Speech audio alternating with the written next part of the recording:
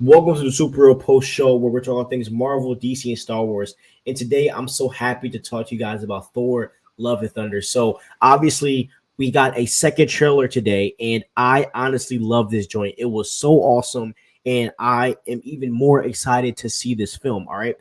So first off, before I get into just some of my key takeaways from this trailer, I just want to say, I love how Taika Waititi has brought back the Renaissance feel to the Thor franchise.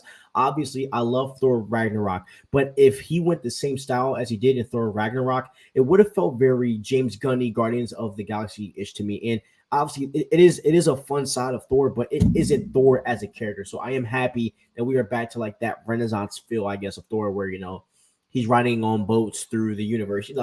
I love that, and it's awesome. But let's get into some of my key takeaways from this trailer. All right, the first key takeaway I have is this: Gore looks freaking scary. Okay, so this is such a big deal to me because if you guys remember, I did a video a couple of months ago on the toy leak of Gore, and it looked super weak.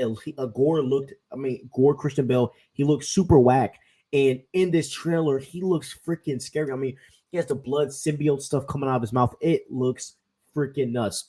So Gore looks great. And just with Christian Bale's voice and with the Necro Sword, and to be honest, guys, I don't even think that's how the Necro Sword is actually going to look. I think they're kind of masking some of that. I think they're masking it. I think it's going to look way more crazier. And I even think Gore is even going to look way more menacing in this film. I don't think we've even seen the creepiness, like how creepy he's actually going to look in this film, which gets me hyper because I love really dark tones in films.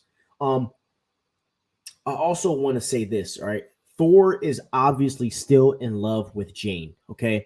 So we basically see him and Jane, he says, Jane, and we see Thor making constant passes at her throughout the films. First bad guy. You never forget your first. Always trying to find ways to kind of crawl back into her good graces. Now, I saw a lot of comments saying, "Oh, this is so rom-com." No. This is beautiful. We love Thor and Jane. That's just growing the comics, so I'm excited to see how they're going to come together. And I don't know if they're going to be a couple in the internet. I don't really know how that's going to end, but I do love their dynamic together. It's very natural, very organic, and obviously Chris Hemsworth is killing it, and Natalie Portman as Lady Thor is killing it as well. Now, the next thing that I saw, the next takeaway is this: it seems like in this film there are two suits that he can summon. So I saw like the Viking type of suit that he had with the fur on, and then obviously there's this full God mode armor, which is gold and blue, which looks nuts.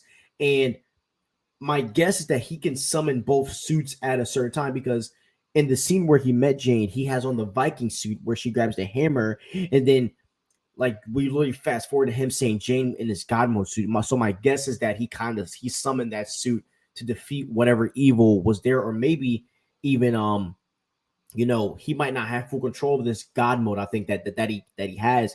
Maybe him seeing Jane might have triggered this full God mode thing, which could have ended everything. I mean, that could be a possibility. You know what I mean? I do think there's a lot tied to this suit that he's wearing. As I said, I think this is like his full God mode suit. I mean, I think this is, it shouldn't be the most powerful that we'll see for, but this is the most powerful that he's ever been yet, for sure. And that's kind of the vibe that it's giving me, as Chris Hemsworth looks super jacked for the film.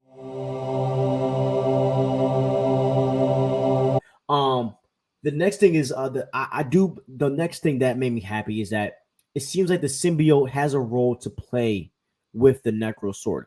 I really do believe that Gore is going to get a maybe not a heroic ending, but a humble ending. And I also think that the Necro Sword and the symbiote is going to have something to do is going to have a part to play in his mind.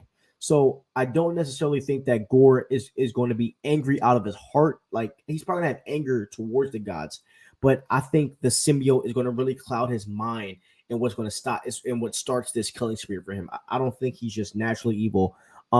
Just as we hear in the end of the trailer, he says he makes a comment, and I'm probably going to put the clip in here where he's basically saying like, you have something worth fighting for. And the kind of tone that he had in that part is kind of showing like, okay, maybe he is, maybe he's not as evil as we think he is. Maybe he's just a sword, corrupting his mind, which kind of makes sense because in Thor, the weapons the weapons in Thor are super powerful. And the last takeaway that I have is that it looks like Jane doesn't have cancer in this film.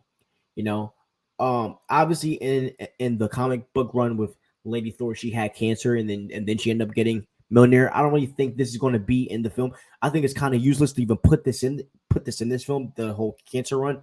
And I kind of knew this was going to be a thing, obviously, because number one, they're even doing more projects with Jane anyway after this as Thor. So my guess is that she's going to be the Lady Thor, and then wherever she'll go, we'll just rock out with that from now on.